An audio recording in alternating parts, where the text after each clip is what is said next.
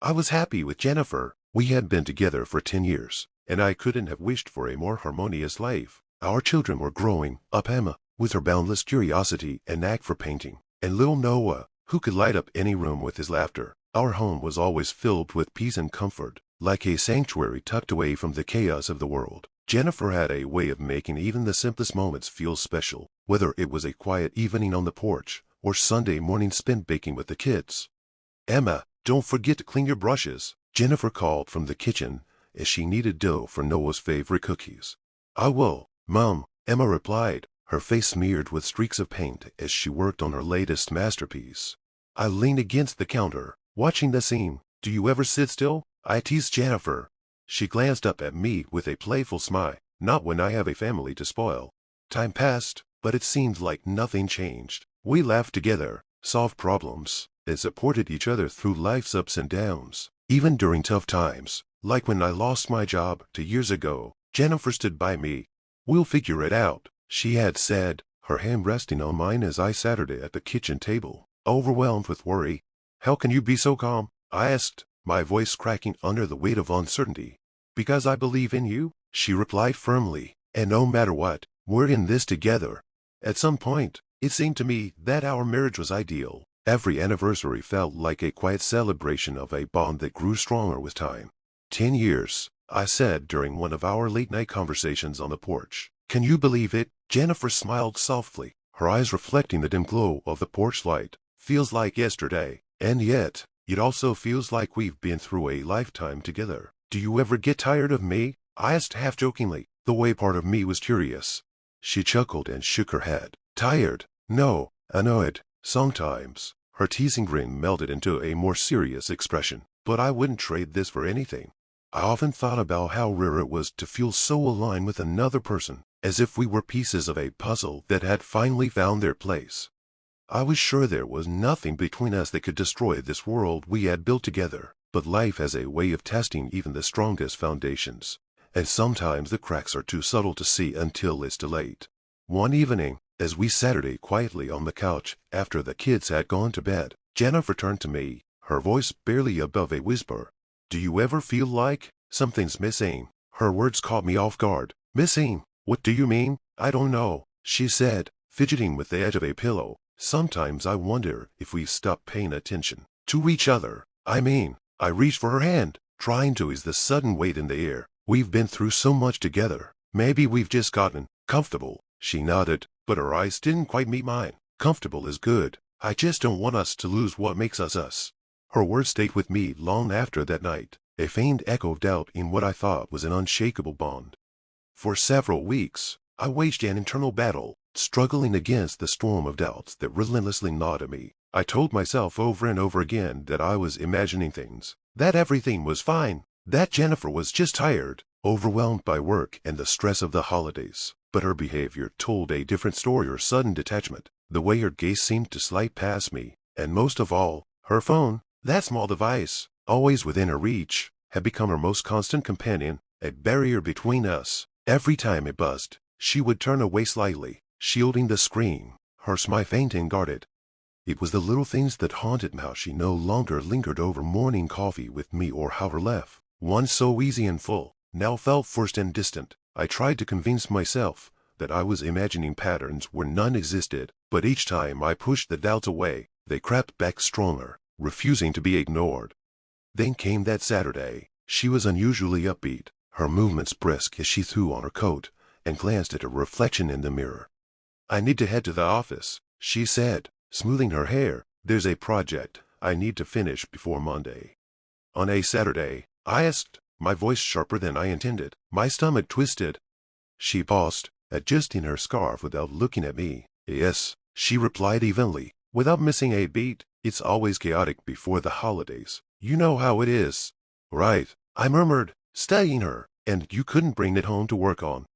Her hand stilled for a fraction of a second, then resumed. "Too many documents to sort through. It's easier at the office." I nodded slowly, but her words felt hollow, like an excuse rehearsed one too many times. She turned to grab her purse, and in that fleeting moment, our eyes met. There was something there, something guarded, something she wasn't saying. The look was gone as quickly as it had appeared, but it lingered with me, like a shadow in the corner of my mind. "You'll be back for dinner?" I asked, my tone more casual than I felt. She hesitated, then gave a small, tight smile. "Don't wait for me. Eat with the kids. I might be late." "All right," I said quietly, but my chest tightened. "Drive safe." "Always do," she replied, her voice light. She kissed me on the cheek, a fleeting, perfunctory gesture, before walking out the door. The house fell silent. I stared at the empty space she'd left behind, the quiet amplifying the uneasy rhythm of my heart. Then, almost without thinking, I grabbed my jacket and keys.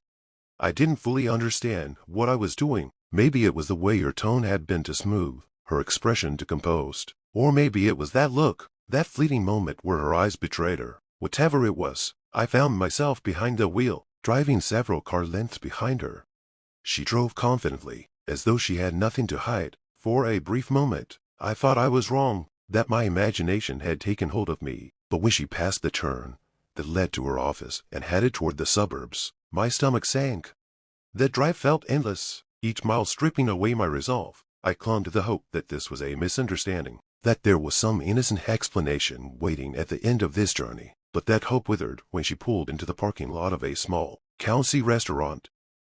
I parked a safe distance away and watched as she stepped out of the car. She paused for a moment, looking around, before heading toward the entrance. A man was waiting for her there, his posture relaxed but attentive.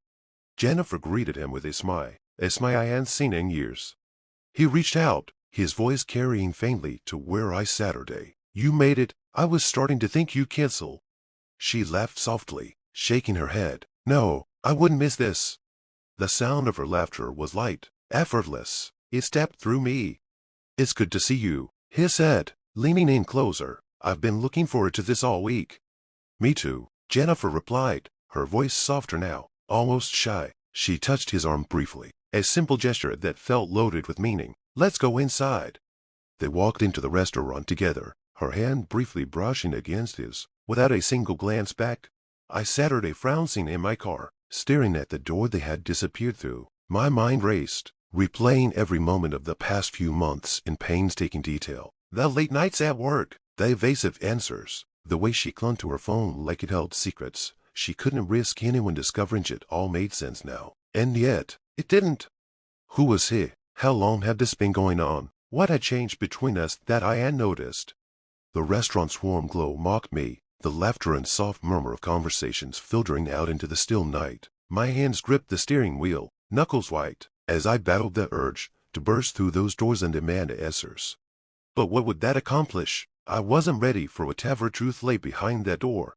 I stayed there, trapped in my own thoughts, unable to move. The realization washed over me like a cold tide. The life we had built, the family we had created, was no longer the same. I had been holding on to something that was already slipping away, and I had been too blind to see it.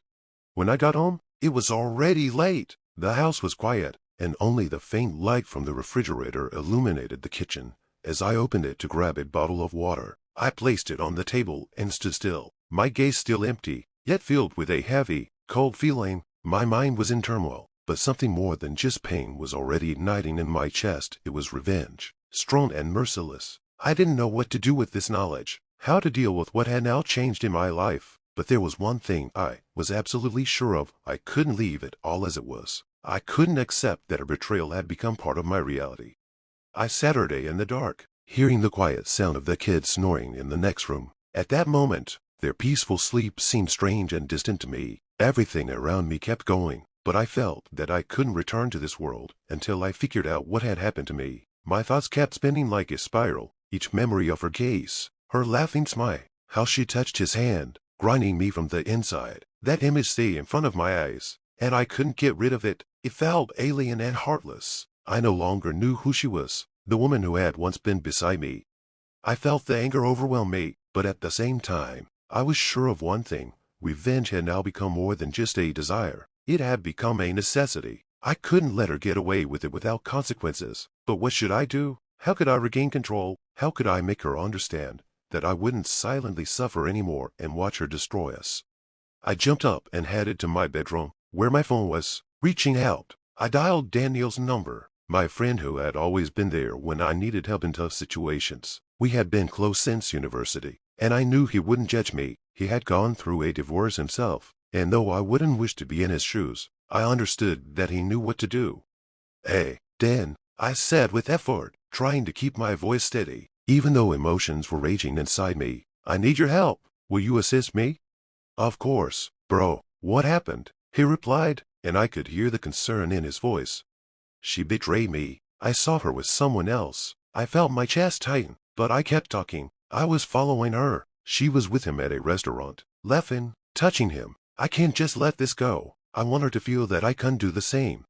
He was silent for a few seconds, and I could imagine him processing the gravity of the situation.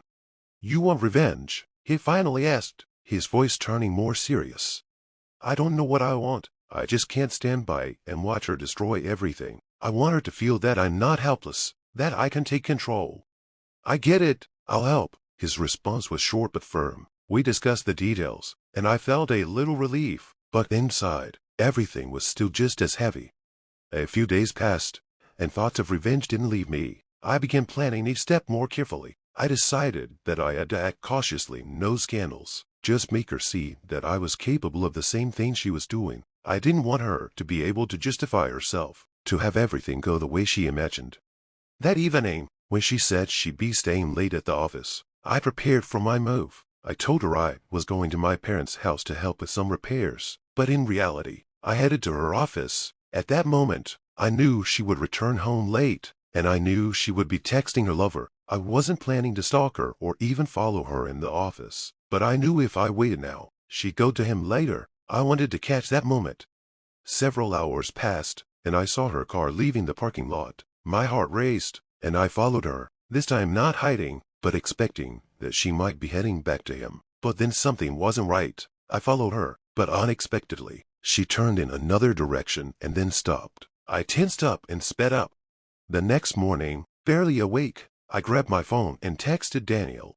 "She didn't go there. I'm not sure what's happening, but I'll still keep everything under control." My friend responded quickly. "I get it. Be careful. You don't want to end up in a situation that will only make things worse."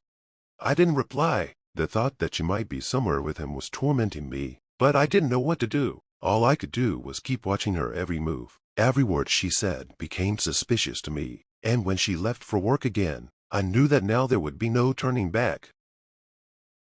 I watched her as she stood there, frowning, her face pale and her lips trembling slightly. The tension between us was unbearable. I didn't feel the satisfaction I expected. In fact, there was a hollow ache in my chest, but it was nothing compared to the rage I had felt before. It was the emptiness of knowing everything had changed, of knowing that what we had was gone, and it was too late to fix it. She finally spoke, her voice barely above a whisper. "What do you want from me?" I shook my head slowly, the coldness of the moment settling over me like a weight. "I don't want anything from you anymore. You made your choice, remember?" Her eyes filled with tears, but I couldn't bring myself to feel sorry for her. Not now. She had thrown everything away, and no amount of regret would change that. "I didn't want to hurt you," she said, her voice cracking, her face twisted with the pain of her own guilt. "It wasn't like that."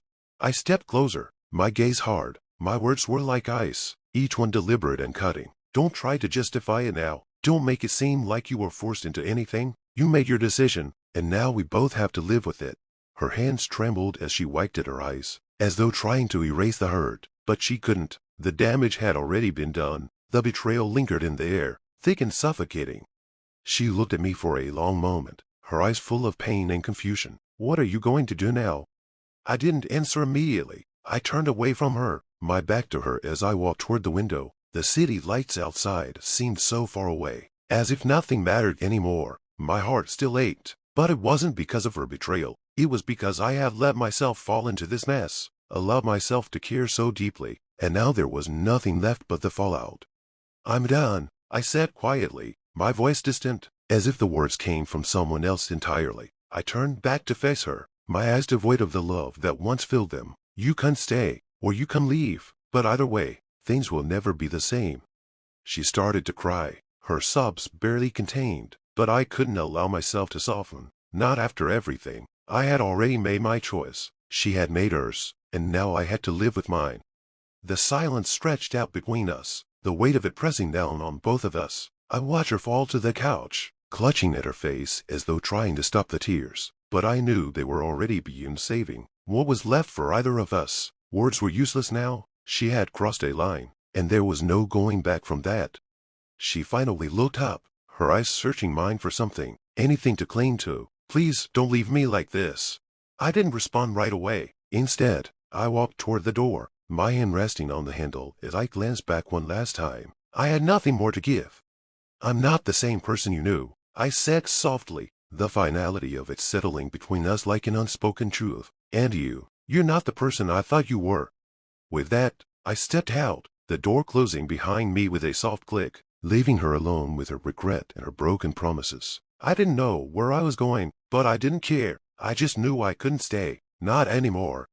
I spent the rest of the day in a haze, not fully able to focus on anything but the thought of her, of what she was doing when she wasn't with me. I tried to push it all out of my mind, but the images kept returning. Her smile, the way she leaned in close to him, the way he touched her, the knot in my stomach tightened with every passing minute. That evening, when she came home late, I noticed the way she looked at me, a subtle shift in her demeanor, like she was waiting for me to say something, but I didn't say a word. Instead, I kept my distance, pretending to be absorbed in my phone as she walked past me to the kitchen. She paused for a moment, glancing over at me. "Are you okay?" Her voice was soft, almost too soft, and I could hear the slight tremor in it. I looked up slowly, meeting her gaze. "I'm fine," I said, my voice calm but etched with something darker. "Just tired." She didn't press further, but I saw the brief flicker of unease in her eyes before she turned to put something in the fridge. I knew she was trying to read me, trying to figure out if I knew, but she didn't know what I had already seen, what I had already felt. She didn't know that I was already steps ahead, that I had already decided what I was going to do. I wasn't just going to stand by and watch my life crumble. Later, as we sat in silence on the couch, I could feel her eyes on me, searching for any sign that I might confront her, but I remained still, cold, distant. I knew that if I acted too soon, it wouldn't have the impact I wanted. I needed her to sweat, to feel the pressure of knowing that I wasn't the same person she had betrayed. The next few days felt like they were dragging on, each moment stretching longer than the last. I kept my distance, never letting her see the rage bubbling just beneath the surface. But when she left for work one morning, I made my move. I followed her again, keeping a safe distance, knowing she would lead me to the truth eventually. She drove the same route as before, and I knew she was going to meet him again. My hands gripped the steering wheel tighter with each turn she made. And then, just as I had suspected, she pulled into a parking lot. A few minutes later, I saw him. He was waiting outside a building, and when she stepped out of the car, he walked over to her. She smiled, and he kissed her on the cheek. It was a small thing, but it was enough. My heart pounded, a mixture of rage and hurt making my chest tight. I couldn't just keep watching. I couldn't sit idly by anymore. I pulled over, parking far enough away that they wouldn't see me. My eyes never left them as they walked inside the building together. I stayed there for what felt like hours, but I couldn't leave. Not now, not when I was this close to the truth. I needed to know everything. I had to see her face when she realized that I knew. Finally, they came out. She was laughing again, just like before, and that was the moment I knew I had to act. I sent a text to Daniel. It was time. Do it. The plan was simple. She had to see what it felt like to be betrayed, to be played. I had already made arrangements, and now there was no turning back. The wheels were in motion, and there was no more space for uncertainty. When she came home that evening, she looked at me as if nothing had changed, as if everything was still the same. But it wasn't. It never would be again. I was waiting for her when she stepped through the door. "You've been busy," I said, my voice low and controlled, but there was something in it that made her stop. That tension was palpable. She frowned, her hand on the doorframe, her eyes narrowing. "What do you mean?" I didn't answer her right away. Instead, I stood there, watching her with cold, steady eyes. "I saw you," I said quietly, my voice calm but carrying weight. "I saw everything. Don't think I didn't know." Her face paled. For a moment, there was silence, and then she spoke, her voice a little shaky. You followed me." I nodded slowly. I had to know. She stepped back, as if trying to put distance between us, but I took a step forward. I wasn't afraid anymore. Not of her, not of what she might say. I don't know why you thought I wouldn't find out, I continued, my voice growing firmer, but you were wrong. You've made your choice. She opened her mouth to speak, but I cut her off. No, there's nothing left to say. She looked at me, eyes wide, maybe finally realizing that there was no way out. The lies were exposed, and the trust between us was gone. The silence that followed was thick and heavy. I felt a strange calmness wash over me, like the storm inside me had finally reached its end. I didn't need to say anything more. She knew what had been done. And so did I.